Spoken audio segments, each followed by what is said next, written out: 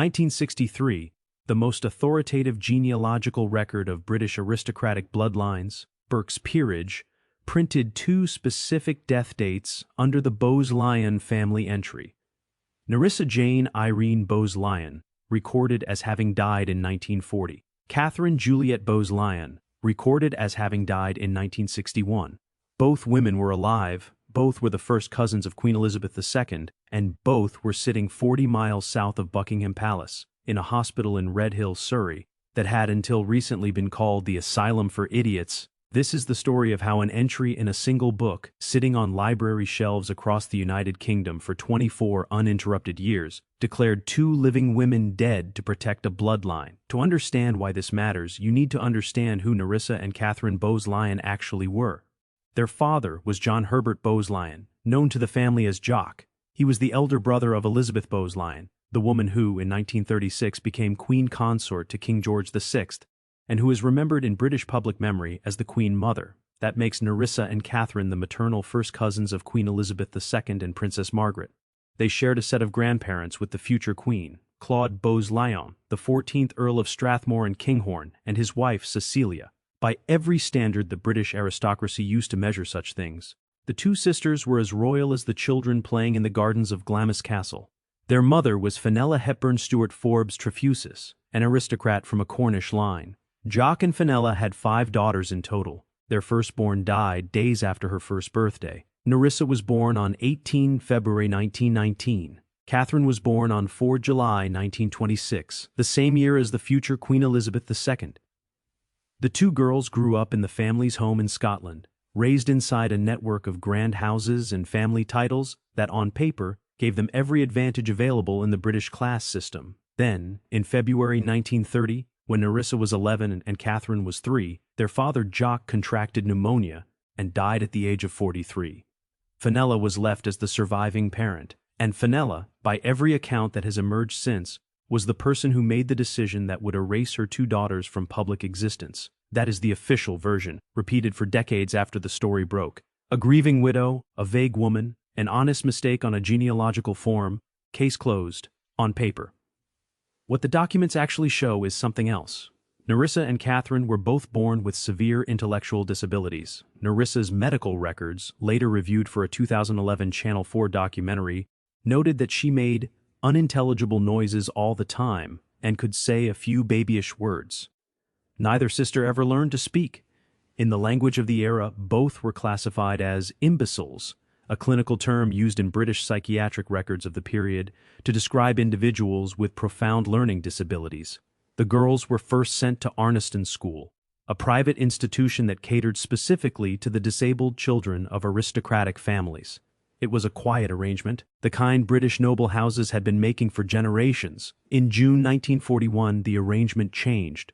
Fenella moved Nerissa and Katherine to the Royal Earlswood Hospital in Redhill, Surrey. Nerissa was 22, Katherine was 15. The institution had been founded in 1855, and it had originally been called the Asylum for Idiots and Imbeciles. By 1941 it had been renamed, but the wards, the bars on the windows, and the long corridors lined with iron beds remained the same. What happened on the same day Nerissa and Katherine were committed is the detail that makes a coincidence look like a strategy. On the exact same day, 3 more of the Queen Mother's relatives were admitted to the same hospital. Idonia, Etheldreda, and Rosemary Fane were the daughters of Harriet Hepburn Stuart Forbes Trefusis, Fenella's sister. Harriet had married a Major Henry Neville Fane and had 7 children. 3 of them were committed, alongside their cousins on the same paperwork run, in the same building, at the same time. 5 women, 1 day, 1 hospital. 2 sets of sisters, all of them connected by blood to the Queen Consort of the United Kingdom. According to Lady Colin Campbell, whose mother was a friend of one of the doctors who treated the sisters, the Bowes-Lyon women suffered from Huntington's disease. That claim has never been independently confirmed by hospital records released to the public. What is confirmed is that the disability traced through Fenella's Trefusis line, meaning, in genetic terms, the condition was inherited from the mother's side, not from the Bowes-Lyon side. That distinction would matter enormously to a family whose access to the throne depended on the perceived purity of its bloodline. The sisters lived inside Earlswood for decades. The Bowes-Lyon family paid the hospital £125 per year for their care. In 1987, when adjusted against the cost of private nursing in Surrey, that figure was described in the British press as conspicuously modest for a family of their standing. Throughout their time at Earlswood, according to the 2011 Channel 4 documentary The Queen's Hidden Cousins, there is no known record that the sisters were ever visited by any member of the royal family, despite their aunt, Queen Elizabeth the Queen Mother, serving as a patron of MENCAP, the British charity for people with learning disabilities.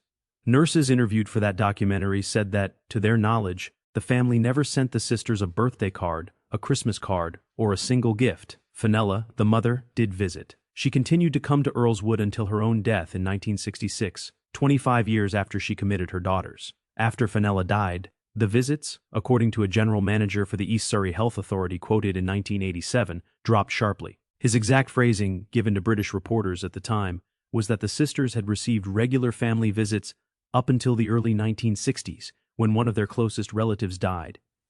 Since then, they have had few visitors. That is the official version of their care. What Burke's Peerage was simultaneously printing about them is the crack. Burke's Peerage has been published since 1826. For nearly 2 centuries, it has functioned as the closest thing the British aristocracy has to an official register of its own existence. Editions sit in the reference sections of the British Library, in Oxford and Cambridge College libraries, in the offices of solicitors handling inheritance cases.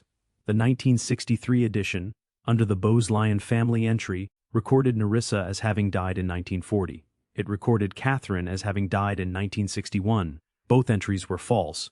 In 1963, Nerissa was 44 years old and living in Earlswood.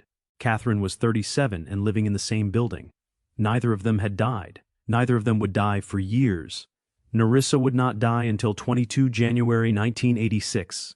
Katherine would not die until 23 February 2014, at the age of 87. For 24 consecutive years, every solicitor, genealogist, journalist, and historian who consulted Burke's Peerage to verify the Bowes-Lyon family tree was reading a manufactured death, not an omission, not a missing entry. A specific year printed beside a specific name asserting that a living woman was dead. When Nerissa died at Earlswood in 1986, no one from her family attended the funeral. She was buried at Redstone Cemetery near the hospital under a plastic marker bearing her surname and a serial number. Not a headstone, not an engraving, a plastic tag, the kind used to identify hospital burials of patients with no known family. The story might have ended there, on a plot of grass in Surrey, under a piece of plastic. It did not, because in early 1987, a journalist from the Sun newspaper began making phone calls. The Sun's reporter posed as a relative of Katherine Bowes-Lyon and was granted access to Earlswood. A photograph was taken. On 6 April 1987, the Los Angeles Times ran a wire story under the headline, "Burke's Peerage Given Faulty Facts, Queen's Dead Cousin Alive in Mental Hospital." The article quoted the publishing director of Burke's Peerage, Harold Brooks Baker, confirming that Nerissa had been listed as dying in 1940 in every edition since 1963. Buckingham Palace issued a statement through a spokesman, "We have no comment about it at all. It is a matter for the Bowes-Lyon family." That is the sentence that sits at the center of this story, not a denial, not an explanation, a redirection. The most powerful institution in the United Kingdom, when asked about 2 of its members who had been declared dead in print while still alive, said only that it was someone else's problem. If this is the kind of buried British history that you have never been told in any documentary, in any school textbook, in any official biography of the Queen Mother, then take a second right now and subscribe, because this channel goes deep on stories the official record was built to bury. And the next part of this one is where the cover-up explanation publicly fell apart. Bonded to the Sun's revelation through Lady Elizabeth Anson, a niece of the 2 sisters and a well-known society figure in London. Her statement, issued to the BBC, said, "There was no attempt at a cover-up." She insisted that many family members had visited the sisters regularly. Days later, Lord Clinton, another relative, offered a different defense. He told the press that his Aunt Fenella had filled out the Burke's Peerage form incorrectly because she was, in his words, a vague person. That defense did not survive contact with the document itself. Burke's Peerage did not list Nerissa and Katherine with no death date, or with a question mark, or with the word deceased left blank for the publisher to interpret. It listed 2 specific years, 1940 for one daughter, 1961 for the other. 2 distinct fabricated dates, attached to 2 distinct living women, by a mother who was, at the time of submission, paying an annual sum to the hospital where both of those women still lived. A vague person does not invent 2 separate years of death for 2 separate daughters and submit those years to the most consulted aristocratic register in the country. The British public did not buy it. The Sun's photograph of Katherine, frail but visibly alive, ran on front pages. Within weeks, additional reporting confirmed that the 3 Fane cousins, Idowania, Etheldreda, and Rosemary, were also alive at Earlswood, where they had been since the same June day in 1941. The story stopped being about 2 forgotten women. It became about a pattern. The British public learned, for the first time, that the family of the Queen Mother had quietly removed 5 disabled women from the public record on a single day, and that one of the most respected genealogical publications in the world had been used to make 2 of them disappear on paper. After the story broke, an anonymous donor, never identified by name in any public account, paid for a proper gravestone for Nerissa at Redstone Cemetery. The plastic marker was removed. Her name was carved into stone more than a year after she had been buried beneath it. Katherine remained at Earlswood until 1996, when the hospital closed and she was moved to Ketwin House, a care home in Surrey. When Ketwin House closed in 2001, she was moved to a 3rd facility in the same county. She died in 2014 at the age of 87, having spent 73 of those years inside institutional care, 27 of them after the world had been told she was alive. The official explanation for what happened to the Bowes-Lyon sisters has never moved beyond the position the family took in April 1987. Buckingham Palace has never issued a statement of regret. Burke's Peerage corrected the entries after 1987, but no editor or publisher has ever publicly explained how a list of submitted dates from a single family member was treated as verified fact for 24 years without any cross-check against hospital records, electoral rolls, or census data, all of which would have shown both sisters alive.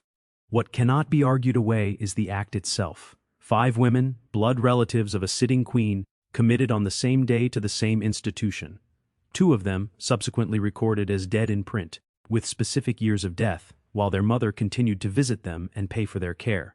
A royal household that, when the truth surfaced, declined to comment. A genealogical record that quietly corrected itself without explanation. A grave marked by a plastic tag and a serial number, until a journalist found it. The question this story leaves behind is not whether a cover-up occurred. The Burke's Peerage entries are physical evidence. The question is how many other names on how many other pages of that book, across 2 centuries of British aristocratic record-keeping, were entered the same way. Not omitted, not missing, but actively falsified to keep an inconvenient bloodline tidy. We do not know. The hospital records of Earlswood are sealed for medical privacy. The internal correspondence of the Bowes-Lyon family in the 1940s and 1960s has never been released. The full list of patients committed alongside Nerissa and Katherine on that day in June 1941 has never been published. Here is the question I want you to answer in the comments.